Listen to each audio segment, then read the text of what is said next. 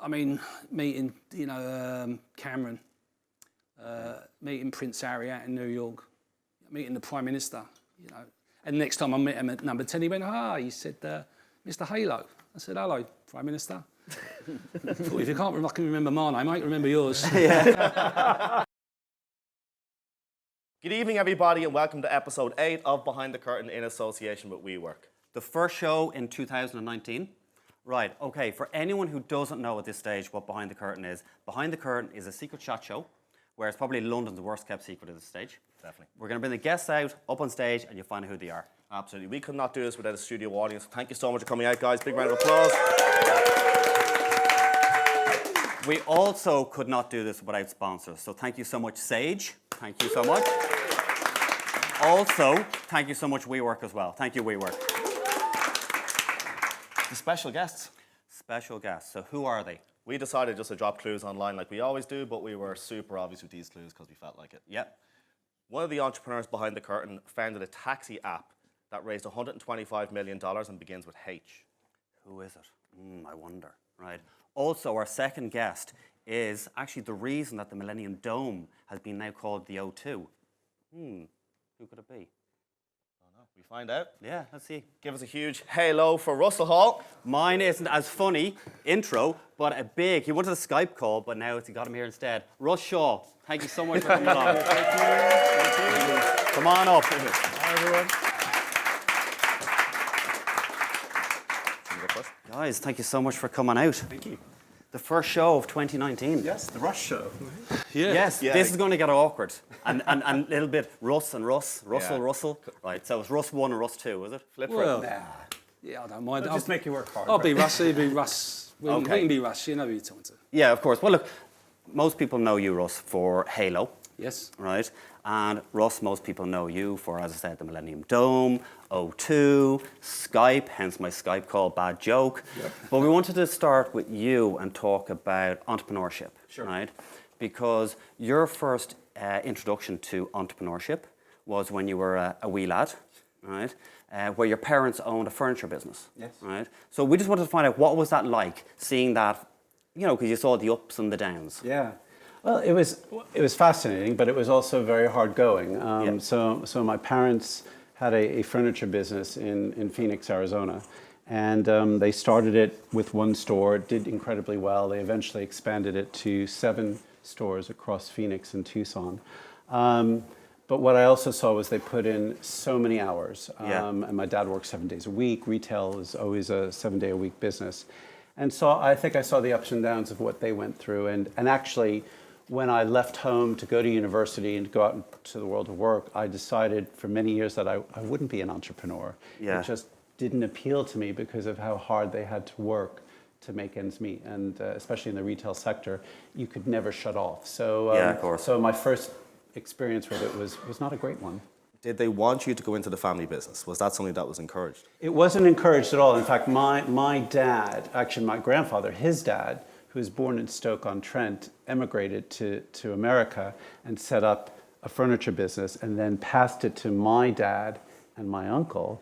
And then, unfortunately, that business did not survive. It was in the 1970s, the oil crisis in America, and they had to put it into bankruptcy or administration. And my dad wanted to start again. He moved the family to Arizona, and this time around was incredibly successful. So I saw all of that going on, and there was no pressure for me to go in, nor my sister. And they could tell that we weren't hugely interested in it. We were interested in business and how businesses work and operate, but not interested in going into the family business or inheriting that, if you see what I mean. You actually have an interesting story where one of your first jobs, if not your first job, was for a cleaning business, right? Where you saw it go from quite a small startup to do extremely well successfully.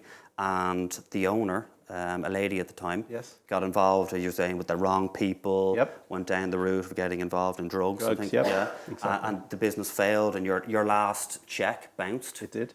So was that another insight to entrepreneurship that put you off it completely? It did. I mean, it fascinated me, and I kicked myself. My sophomore year high school teacher, so this is the equivalent of year 11, always said we have one book inside of us. and working for this company, which was called Today's Made. So I had a white shirt and a little badge and wore jeans, and I had all of my cleaning supplies in the boot of my car. That is my book. Yeah. Because the stuff that happened to me day in and day out in terms of going into people's homes and offices and how they treated you, but also the woman who ran the business was incredibly successful. She was named Phoenix Businesswoman of the Year. And I was made number 10, and she grew it to 50 or 60 people. You know, this was the late 70s, early 80s, and what a great story. But got involved with the wrong crowd, started doing drugs, and literally the business just unraveled. And my last paycheck, just as I was about to go off to university, because I needed to earn money to pay for university because it's so expensive in America. Russ, number 1 or number 2? We said you guys Number 1 or 2. He's number one. He's number one. You did actually follow the footsteps of your dad. Yep. Right, where he was a taxi driver in London, and you got into the taxi business. Yeah. So I was a semi-pro footballer. What do you mean semi-pro? Well, I wasn't fully pro. Okay. What does that mean? It's like amateur, sort of like any football fans out here. It was in like the National League. Yeah. So I was playing football back in the 80s and the early 80s, amongst other things. I was, I come off the game and my dad said, Tony, my other mate, was watching me. He said, do you want to go and do the knowledge? And I thought, well, couldn't think nothing else to do. So 2.5 years later, at the age of 24, on the 6th of June, 1984, D-Day, if you check it out, I became a cab driver. And it was sort of back in the early 80s, it was great. I was working for the local council at the time, and I was earning in an evening shift in the cab more than I'd done in a week for the council. So I quickly left the council. Yeah. Spent a lot of time at Gatwick, flying out, coming back, flying out, coming back. I was living at home. Going on holiday, of course. Yeah. And then subsequently, a bit further down the lines, fast forward it to, getting married, having children, and driving home one night. The nucleus of Hailo was that I live out in Kent, I still do, in Orpington, and I got to a set of traffic lights, and it's about 3 in the morning, and I'm really tired. I want to go home, and next to me was like a minicab with a girl in the back, and I just looked over to her and I said, I said to her, you should be in here. And she said, and that was the nucleus of Hailo, really. Okay. Because subsequently after that, me and a couple of other cabbies, we went away and built a website back in 2009 called Taxilight. So basically, if you lived in Richmond or if you lived in Orpington or somewhere, you could actually go onto the website, put in how much you wanted to pay, and the taxi drivers, now we had to get taxi drivers back in the day, in 2009, to go onto their computers to look to see if there was any jobs. And it was trying to convince London taxi drivers that, the earth is round, it's not flat, which was very, very difficult. You've similar names, right? But your accents aren't similar. Right? No. So Russ, you're not a London native. No. I'm going to take a stab in the dark and say that. You went to Harvard University, you're obviously, and you moved here with your wife in 1992. Yes. You actually proposed to your wife a year after you met her in like the same coffee shop that you had your first date or Same bar. restaurant, Legal Seafood in Boston, yeah. Very nice. Yeah.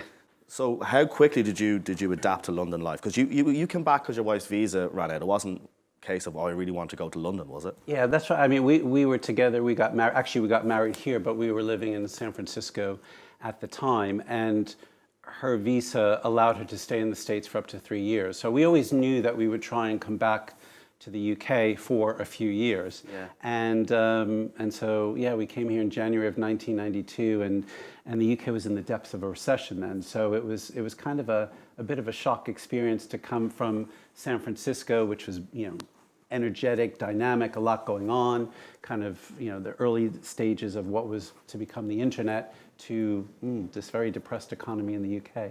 Did you want to turn around and go back? Or? Well, growing up in Phoenix, Arizona, coming from San Francisco, moving here in January was probably not the best time of year to come. Dark, gray, cold, and it took a few months. Normally, you like a bit of the cold.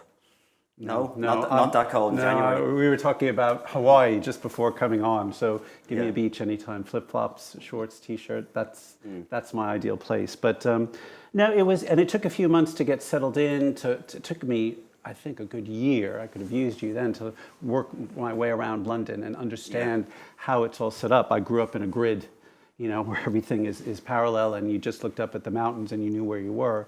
And here I was getting lost all the time. Well, it's a massive city. Like myself and Graham are new to London as well. Like we're only here 2 years. And London to us is Shoreditch.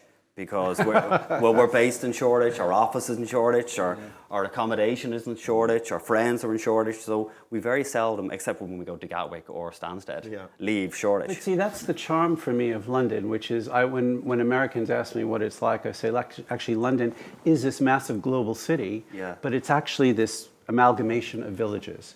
So, you know, I live in Shepherd's Bush. You know, you go from Shepherd's Bush to Shoreditch, you go up to parts of North London. My boys went to school in South London.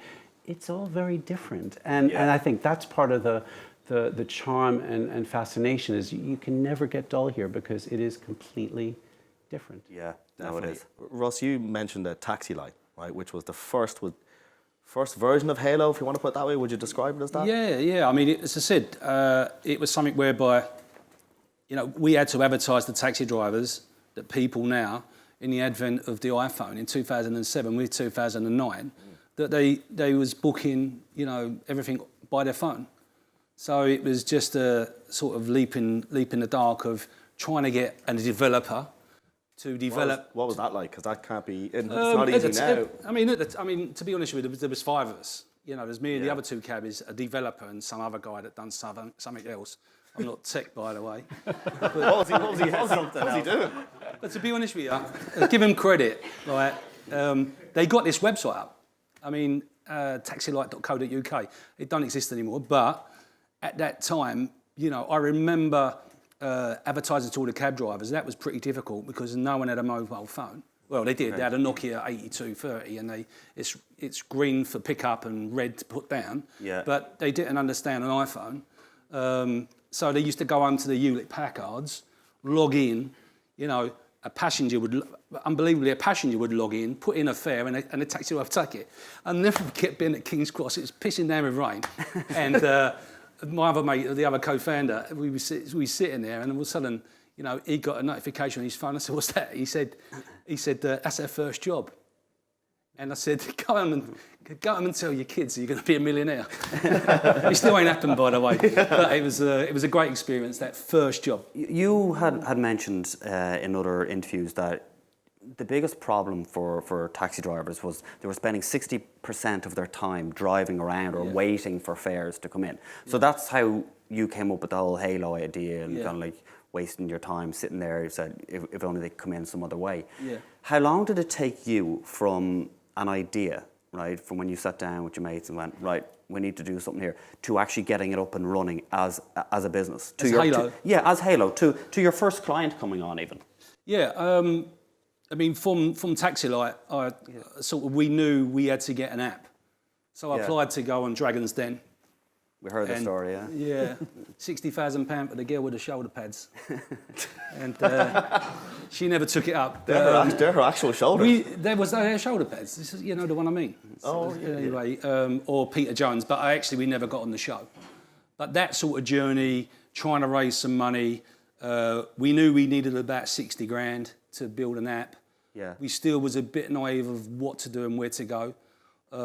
But that particular time, we met our co-founders of Hailo, who was perfect. It was Jay Bregman, Ron Ziegeiber, and Casper Woolley, who had tech expertise and the all-important funding. Yeah. And again, we sort of, like all good meetings, meet in a coffee shop, we sat down and we realised that they had something that we wanted and we had something that they wanted.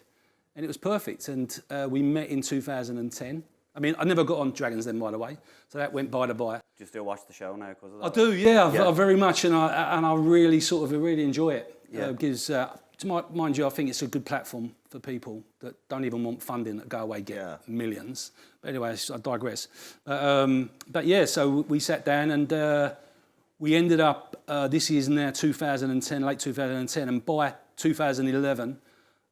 We ended up our office was the boat on the Thames, the HMS President, which was a fantastic place to be at the time. We worked only in the good weather though. Yeah, I mean, sadly the boat's not there anymore, HMS President, but we got on the boat about the March of 2011, and by the November, we was ready to launch, and it was really important. I mean, our developers at the time, it was unbelievable, and I thought, how can an app link with someone else's app? I just couldn't get me, and I still can't get me around it today. When you can tap an app, I mean, it's not like Angry Birds, or Sudoku or whatever you're playing. This is an app actively acting with someone else's app. It's pretty good, isn't it? When you think about it. So so we was going to launch on the 31st of October, but that would have been Halloween. But if it went belly up, it could have been. So we launched on the 1st of November. And at the time, there was 8 other apps. One of them was Get Taxi, with a company I'm with now, but I can tell you a bit about that later. But that was, when we done the first job, again, it was like groundbreaking. Amazing. Russ, you took up position with MobileWay. Yes. Was a CEO of MobileWay? Yes. That was a startup, or can be considered a... It was a startup. It was a later stage startup. So I came in after the company was about 3.5 years old. The investors wanted somebody to come in to take it up to the next level, to grow the business globally, build size, build scale, et cetera. So, yeah. And did you fear going into that, because it was, it was a later stage startup, but it was still a startup. It wasn't the security maybe.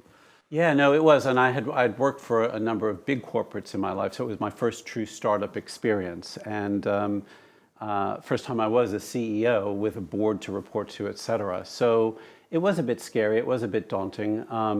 I look back on it, and it was probably the toughest job I ever had. Why was that? Well, it was 150 people. It was a business that was doing about $40 to $50 million in revenue globally, but it was global. So I had people spread around the world. My lead investors were actually Brits in Silicon Valley, so I was going back to Silicon Valley once a month for board meetings. They wouldn't come to you? No, they didn't. No, they were very happy to have the meetings there, which was fine because it also exposed me to the whole Silicon Valley ecosystem, how it works, how VCs work, et cetera. And so that was a real eye-opener for me. It was incredibly challenging as well because within the year, the business was losing money. So it was about growing revenue, getting the business to be EBITDA profitable. It was about 2 or 3 years after the dot-com crash where everybody, you couldn't just have a business model on a whim. You had to demonstrate the financials for the business. I did a Series D round. Which was a good round. It was an up round. I had to restructure the board. I wouldn't wish that on anyone. I came in, there were 9 board directors and 6 board observers for a business of $40 million. So I had to shrink the size of the board, which is not a fun process. Just out of curiosity, why do you say that? Is it because you had to tell people they're no longer... Exactly. Okay. So people who put money into the business, board observers who were representing big blue chip companies, 2 or 3 of the original board directors who, frankly, it was kind of time for them to step down, they didn't want to go. And I can understand that if you put your money in, but the board should have never have gotten to that size. There were so many rounds of, we'll bring this person on, we'll bring that person on. So my first board meeting was like a United Nations meeting. I'm looking around the table thinking, why are there 20 people in this room? It just doesn't make sense. Is that a massive mistake you see happening in other companies as well, that every time they bring on a round, that now there's another board member? I haven't seen it that often, but it's an easy way out. You do a Series B round, say, okay, well, these 2 investors we're going to bring on the board. So the boards that I've been on since then, or people who I meet who sit on boards, are very good at looking at the governance of it, saying, look, a business like this, you should never have more than 5 or 6 board directors and keep it at that. And it takes, some determination to do that, but that is the right way forward. And I can always say to somebody now, if you get it wrong, this is what you go through. And then I had to clean up the board. We did the Series D, and then we merged the business to build size and scale. So, I was rewarded couple of years afterwards. So I stepped down as CEO. The other CEO, who was a Brit in the US, took over, but the company was acquired a year and a half later, and I was allowed to keep my equity. So that was my first exit.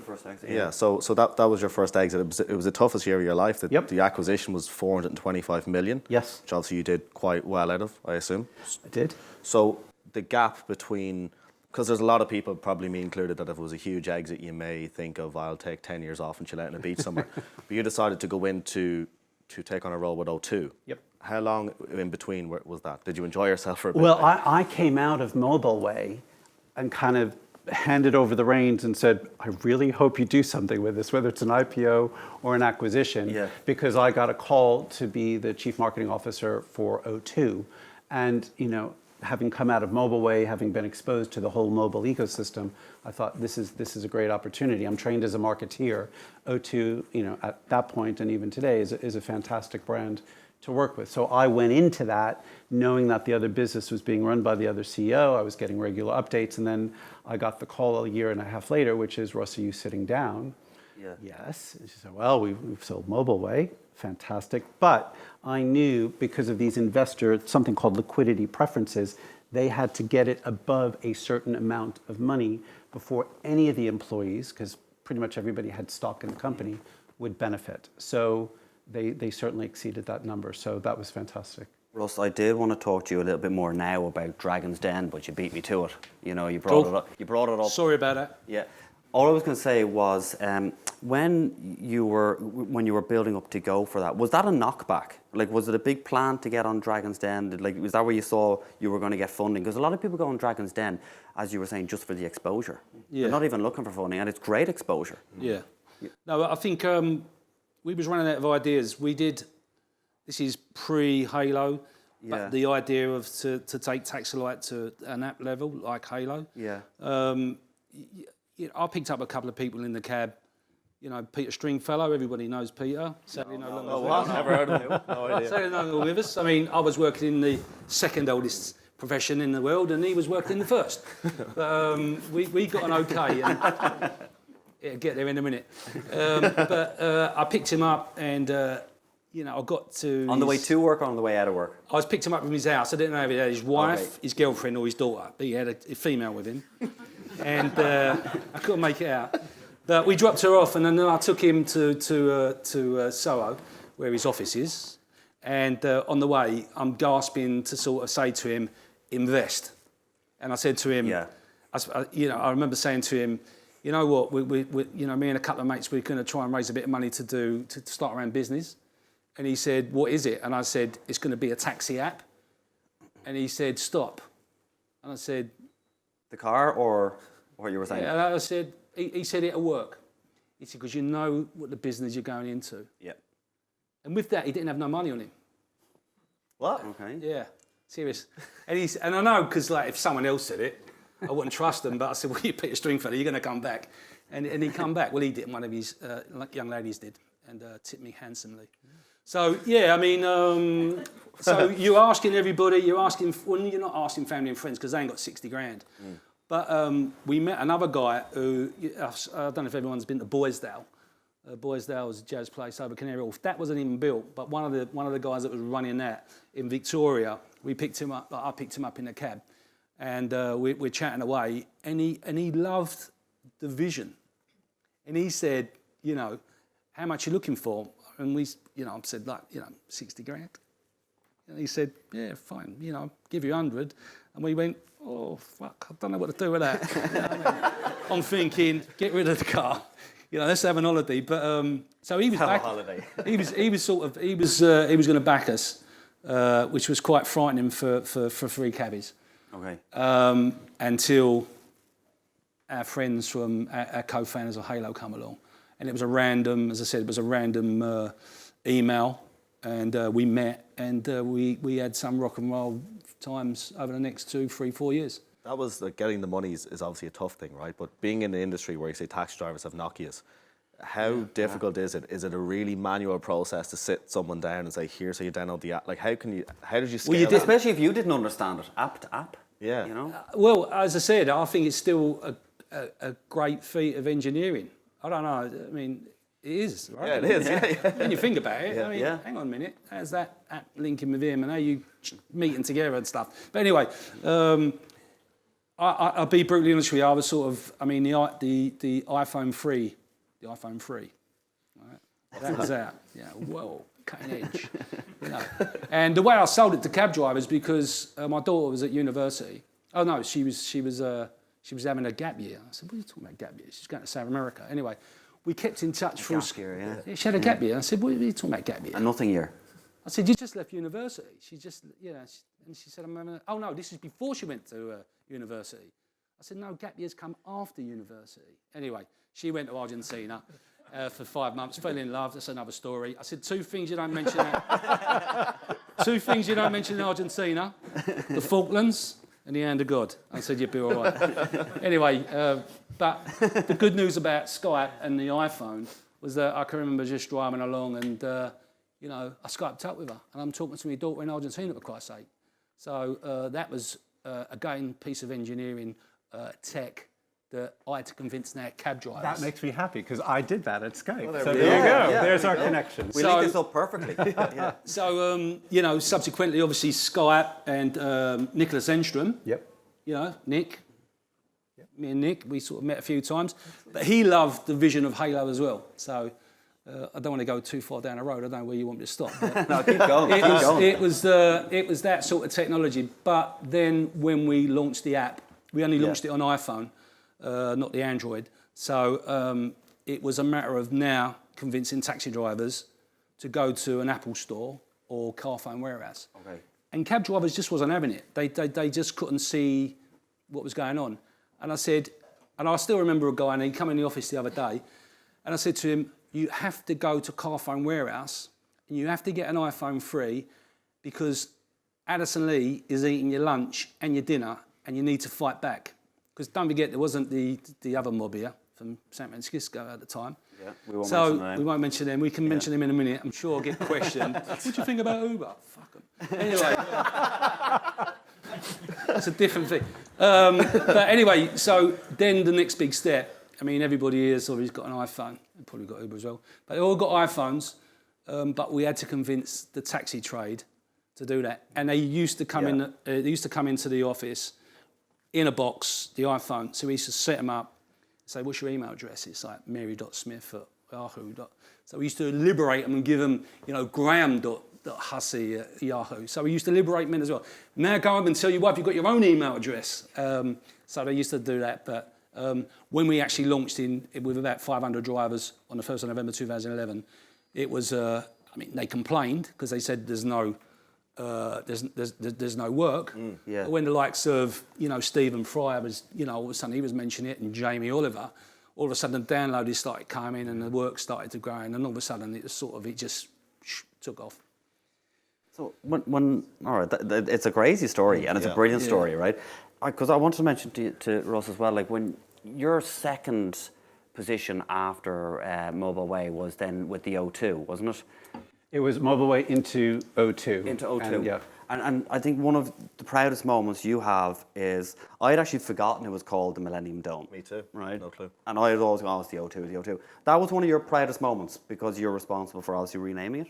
Well, signing the deal and getting it done. Yes, it was. So I'd come into O2 and we were being asked to renew sponsorship of Arsenal, because at the time O2 was the sponsor, and the numbers on the deal were pretty extravagant. And so separately, an American company called Anschutz Entertainment Group came in and said, look, we've taken over the Dome in terms of building it out, and we want to relaunch it. And we'd be very interested in having O2 become the headline sponsor. And I'd only just joined. I was thinking, this is odd. Why would we want to sponsor the Dome? I mean, it had such a terrible legacy. But the more we sat down with them to talk about what they want to do and how they want to work with us, and at the time when I came into O2, the whole mobile industry was very focused on customer acquisition, but they didn't care about customer retention, and the churn numbers were kind of in the high 30s. So 3 in 10, 4 in 10 customers were leaving every year.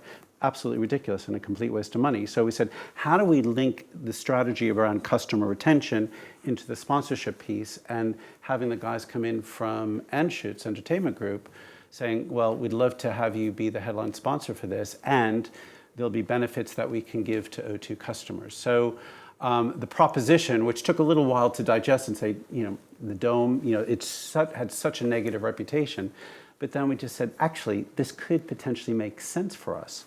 But then the next challenge was, how do you sell this internally? I mean, I spoke to you about my experience with the MobileWay board. Yeah. My experience with O2 was because actually the value of the deal wasn't that extreme, but because it was a lengthy deal, it had to go to the company's board of directors because O2 is a public company. They had to sign off on it. And that was really, really difficult because of the legacy of the dome and because the infrastructure at the time, there's a lot of worry about, well, 20,000 people at a gig on North Greenwich, how are you going to get people in and out? And the Jubilee line was just starting to go out that way, so that was it. But it took a real internal battle to get that through, but we did it. And then we had to wait 2 years before the doors opened to the O2. So we signed this in 2005, and the doors opened in 2007. And one of the biggest fears we had that people would just keep calling it the Dome. Yeah. And we thought, well, maybe after a couple of years, it would be called the O2. And literally within 3 months, because what we didn't appreciate, people so despised the name the Millennium Dome that they were very happy to call it the O2. It's a little like Lansdowne Road being called the Aviva now. Yeah. For anyone that knows Dublin. There we go. Yeah. Yeah. What was pricing wise? What was it like compared to the Arsenal deal per year? Not exact figures because you won't give them anyway. But Less. It was significantly less. But it was. Did you get a discount because it didn't open on time? we didn't have to pay until it opened, so that was good. So you made the decision. You didn't have to fork out money in your budget for it for another couple of years. But then, Even though it was being called the O2? well, we didn't call it the O2. We did the announcement in Okay. 2005 and said, this is what we're going to call it.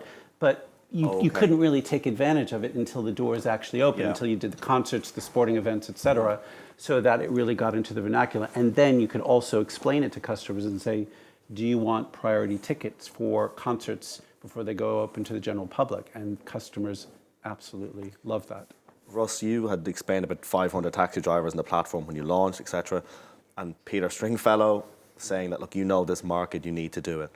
There's lots of people watching at home, thousands of people watching at home that want to expand their business internationally, that don't know other markets. You know London, obviously, you're a taxi driver for 30 years, but you didn't know other markets like you know London. So what was it like expanding? Dublin was your first one, and then expanding past that. How did you manage to pull it off? Yeah, I mean, the following year, 2012, we went to Ireland.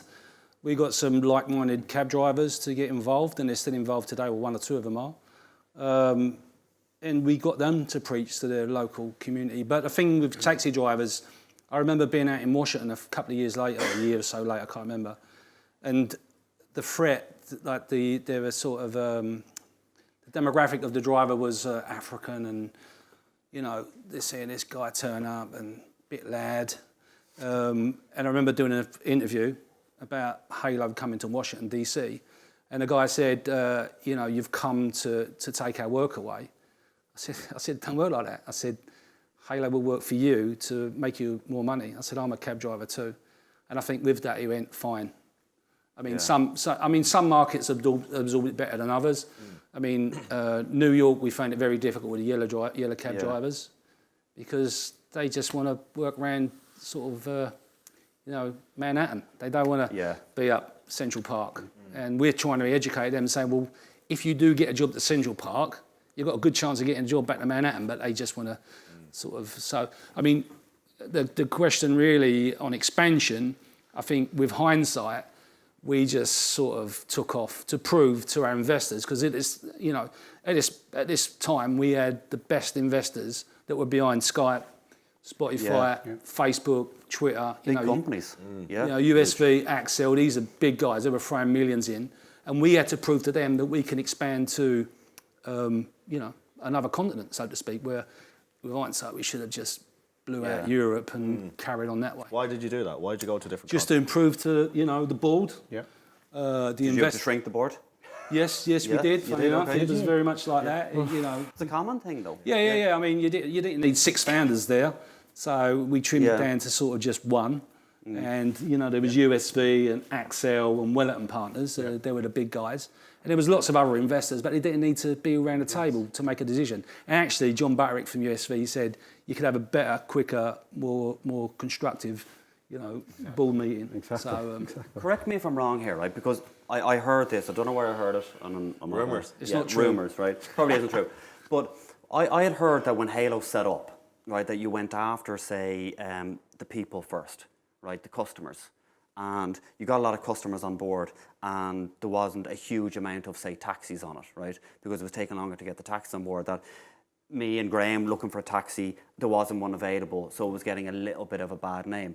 And like, again, correct me if I'm wrong, because someone was saying that what they should have done there was got all the taxi drivers on board first. So when I'm the first customer to come onto Hailo, because I go in, I click looking for a taxi, and all of a sudden there's like 50 or 60 taxis, and boom, one was there within a minute. This is a great app. Is that true, or did I get that wrong?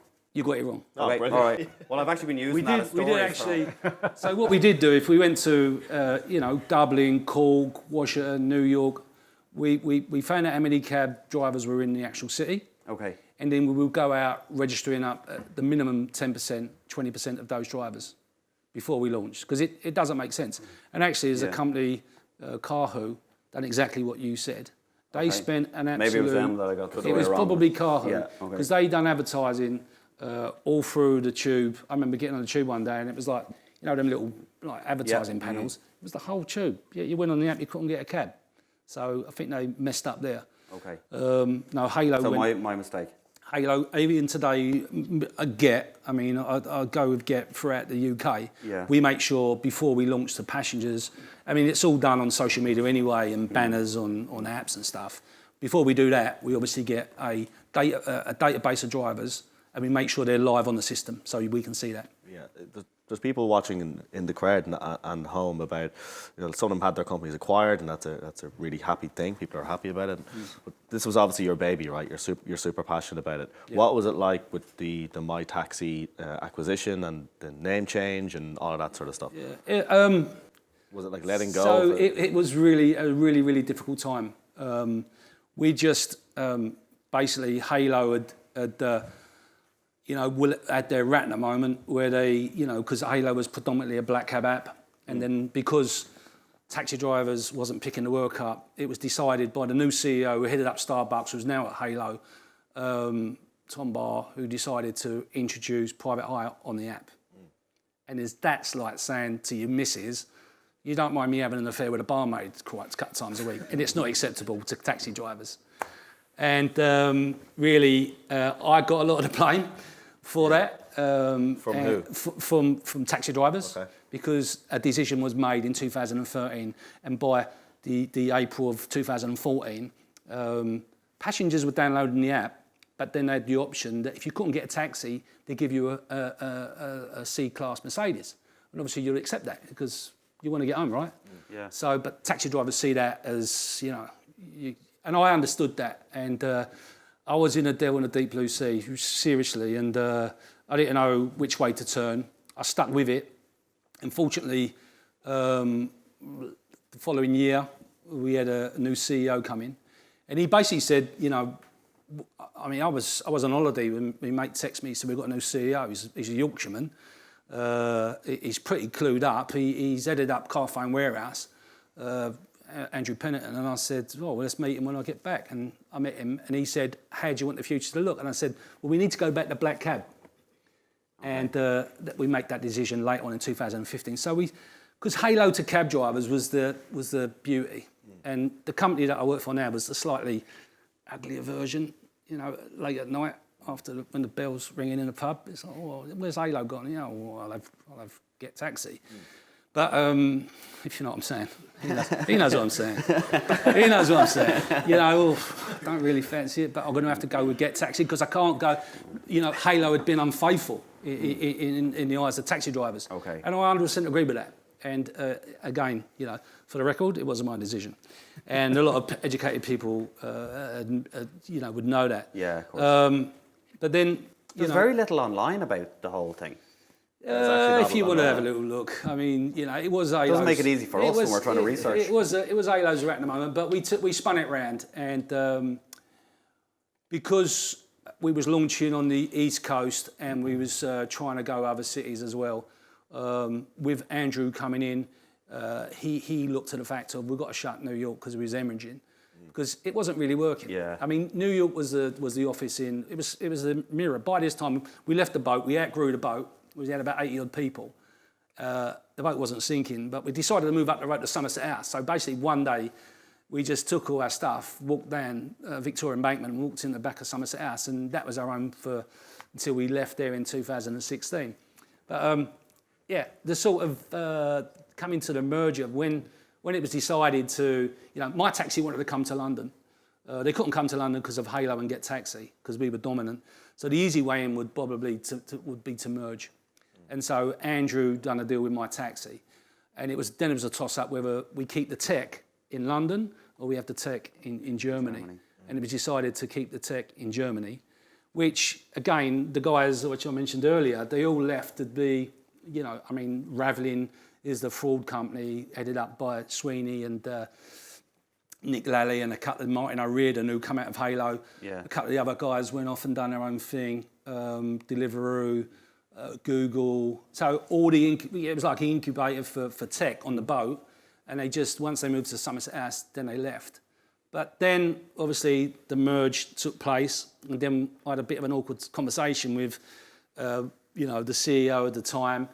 And he said, we've got 15,000 drivers. You've done a great job. There is a job here for you. And at that point, I thought, you know what, it's time to sort of make a move. Yeah. So I left. What's that? Difficult? It was really, really, difficult. From going from, it was such a great ride, meeting,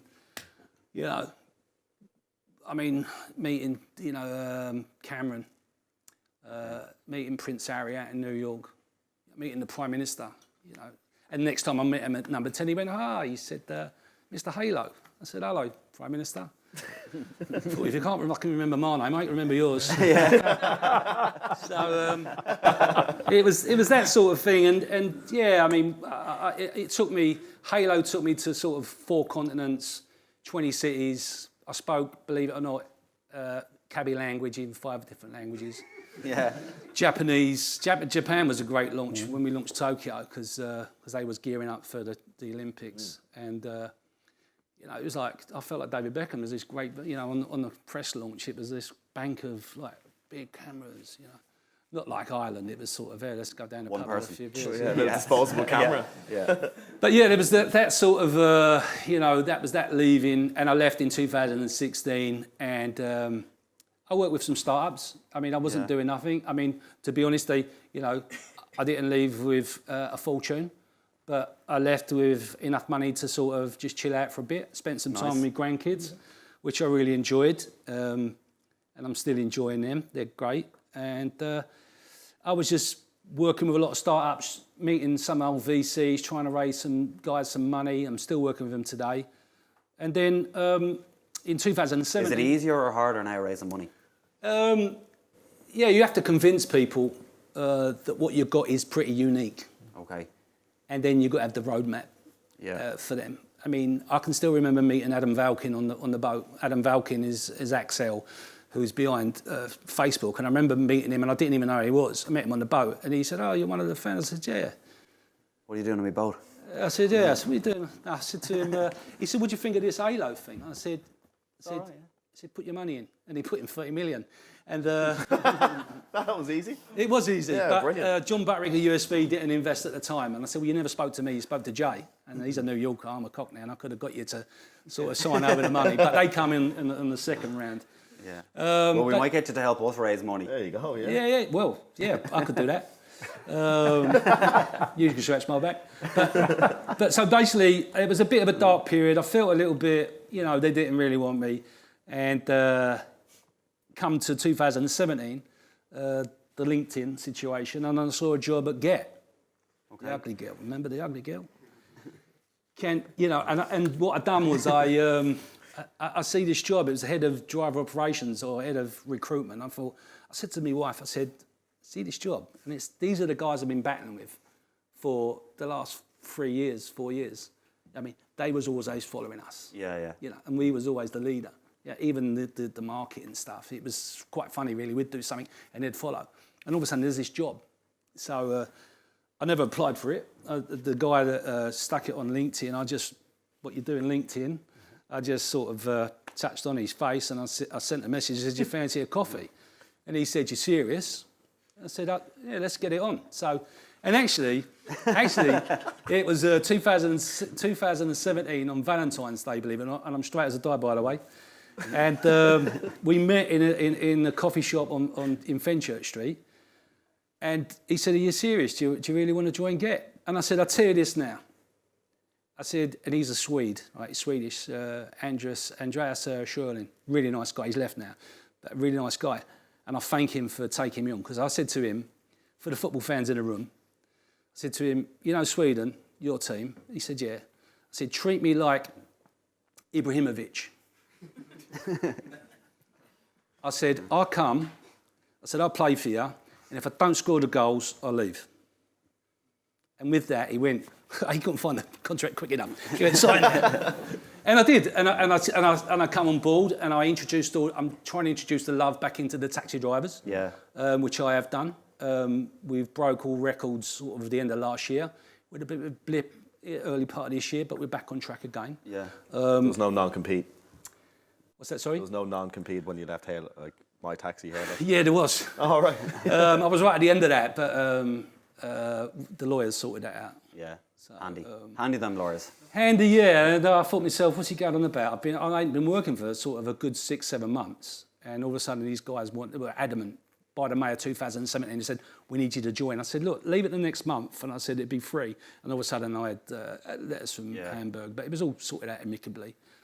I know when it comes to Russ, we focus a lot on your past, right? Mm-hmm. Because we want to talk a little bit about TLA, right? Because we can go on and we can talk about O2, which we did, and MobileWay, and I know we didn't focus fully on Skype, but you had 3 exits. You've done well out of them all. What was the plan like for TLA when you set it up? Like, because were you, as you said, it was your 3rd exit? Yeah. You know, so how much time did you have off? You know, did you have any? You know, before you started? I did. I mean, I had a few non-execs, and I was doing angel investing and some venture investing myself. But I came out of Skype in 2011 when the company was bought by Microsoft. The idea for Tech London Advocates kind of came to me summer of 2012. Okay. So I had been out for about 9 months to a year, thinking about what would I do next. Were you getting bored? Well, you can fill your time. I had a few non-executive roles. I was doing some advisory. I was doing investing, but so I was busy, but I was kind of lacking something where I felt like I could do something and give something back. Because I felt, look, I didn't have to. Thankfully, when I finished at Skype, I was fortunate enough that I didn't have to do a full-time corporate role anymore. Okay. But I still wanted to do something. I still wanted to work and be involved. And at the time, 2012. Prime Minister Cameron at the time was touting tech. I met Rohan Silva, who was his advisor. I was invited to join something called the Tech City Advisory Group, when we'd have these lovely breakfasts at Downing Street and talk about tech and where it's going. I'd also met our mayor at the time, Boris Johnson. You know, he was out there promoting tech in London. And for me, where the idea came from was I was thinking, great that government, great that City Hall are really doing this, but where are the leaders from the private sector who are ultimately going to build an incredibly vibrant tech hub and a tech ecosystem for London? And I didn't see it. And so that's where the idea came from. So from kind of summer, autumn of 2012, it took me about 9 months to formally launching Tech London Advocates in April 2013. I went out to my network. I talked to a lot of people about what I wanted to do. I signed people up. So to be an advocate, you know, use this as a resource when speaking, blogging, tweeting about tech. The good, the bad, it doesn't matter, but let's speak with a consistent voice. There's the marketer in me. The group is open, free to join, entirely inclusive, but I ask every advocate to introduce 1 new advocate into the group, built on network effects. There's Skype sitting in TLA. And then 3, adopt the ethos. We're here for the greater good. If an advocate reaches out and says, "Can you connect me? Can you introduce me to somebody?" Either say yes or say, "No, I'm sorry, I can't. I'll find somebody who can." Where did that come from? Silicon Valley. I always say to people, you can go to the busiest VC in Silicon Valley, Sequoia Capital on Sand Hill Road. Our VC was right next to theirs. They'll always give you 30 minutes. They'll usually say, "No thanks." But the no thanks comes with a, "Let me connect you to this person," or "I'm going to introduce you to this person. They would be somebody for you to talk to." So that's where my history, that's where my time after Skype, that's where the, you know, kind of looking at the whole government City Hall landscape kind of came together in one idea in terms of saying, let's build a community based on volunteerism to do this. 6,000. Close to 7 now. Close to 7 now. For London. Right, okay. And how sick are you answering questions about Brexit at this stage? Getting going. I'm getting pretty tired. Obviously, that's a very significant day today. Yeah. Who knows what will happen when we wake up tomorrow? The tech sector will clearly be impacted by whatever happens. And so we've surveyed the group, we have the views of the group, and so I speak to government ministers, the mayor, the media about what will this mean for the sector. And it's going to be an issue. We're going to end soon, right? Yep. But before we do, it is Wellness Month, WeWork, right? Wellness Month. We just wanted to see, what do you guys do? Because you obviously work hard, you work long hours. What do you do, Russ, yourself, to relax and take it easy when things are getting stressful? Obviously not I mean, I that do go stressful. to the gym. Okay. Okay, and I'll stick some sort of basement jacks on and really go for it. Yeah. My daughter got me into that. Thanks for that. You know, heart rate's going up. She's trying to kill me. But I definitely zone out with the gym. Okay. I also, as I mentioned, I've got 3 grandkids, and they can make me melt. But also, I love West Ham, and I take my grandson along to West Ham. So that sort of zones me out a little bit. It can be very aggravating being a West Ham fan for you football fans in here. But yeah, that's how I sort of zone out. Yeah. Before I do go, and before we do wind up, I just want to give everybody in the audience a tenner. Okay. In cash? Not for Hailo. Not for Hailo, because that's sadly no longer with us. But you can actually Google it, and it's still there in Wikipedia land. Okay. But no, my new company Get. If you download the app, yes you, and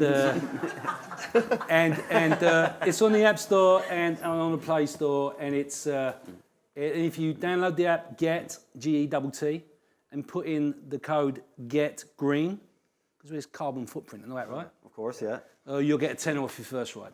First time users only. Anybody on Get? Everyone's hands you are up. won't get already. Everyone's hands are up. Unlucky. But if you email me, I'll sort you out something. Don't worry about it. What about you, Russ? What do you do? Because we know you're busy again now. Yeah, I actually like Russ. I hope you've got a discount code to give out for something. Well, everybody, you can all become Tech London advocates. Just give me your details, and you're in.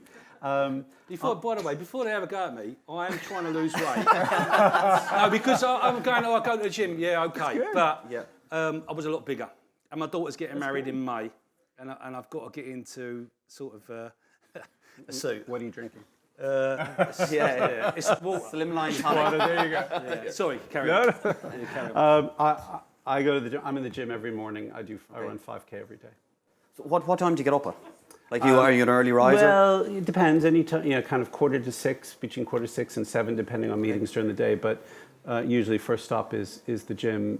Just plug in, listen to music, listen to podcasts, and just do that. And then I can drink, eat, whatever I like because I'm exercising every day. It's fine. What does it feel like throughout the day? If you have an early engagement, you can't go to the gym. Does that really throw you off for the rest of the day, or is it? It can. I mean, if I miss the gym for a day, I'm okay. After 2 days, I go crazy. Yeah, It's just you get that endorphin buzz, and I feel like I have to do it. And so, my wife, my family tolerate it, but I just have to do it. It's been a great habit. I've done it. I've been running every day since I came out of Skype.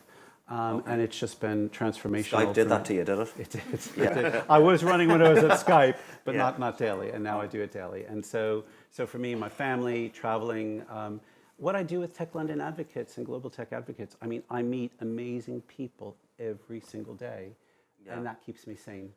Just before we end, how easy is it for you to do something? Because you went through 3 exits, right? So you've made good money from them. How easy is it to actually focus and go on and do another business when money's not an issue? If you have a vision and a purpose for what you want to do. So when I set this up, I said, I want London to be one of the leading tech cities in the world. Okay. And I set it up when I was 50, proving, I guess you're never too young to be an entrepreneur.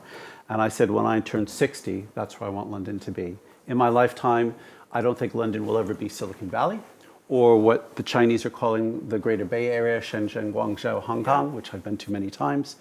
But I think London, because of its uniqueness, because of its talent, because of its innovation, creativity, is going to be a world-leading tech city. So I've got less than 4 years to go on my mission. I might extend it because I love it so much. Now that we're setting up groups in other cities around the world, it's also helpful and informative for me to see what are other cities doing, how are they building their tech hubs, and what can we bring back to London to really make sure that we become a world leader. Guys, thank you so much. It's been so informative. Great having you on. Huge round of applause. Thank you so much, guys. Cheers. Russell 1 and Russell 2. Or Russell 1 and Russell 2. Guys, thank you so much for coming on the show. Thank you. Also, guys, thank you so much for tuning in and watching. We'd like to thank our sponsors, WeWork. Thank you so much. Also, we'd like to sponsor our sponsor, Sage. Thank you so much for sponsoring the show. Also, the next show is in Dublin. On the 29th of January. 29th of January? 29th January? 29th of January, I am right. If you want to come along, register. The link is below. We'd love to see you there. Thank you so much, guys. Thanks Bye-bye. everyone for coming along. Guys. Thank you. Cheers. Brilliant. Thank you so much for coming along. That was brilliant.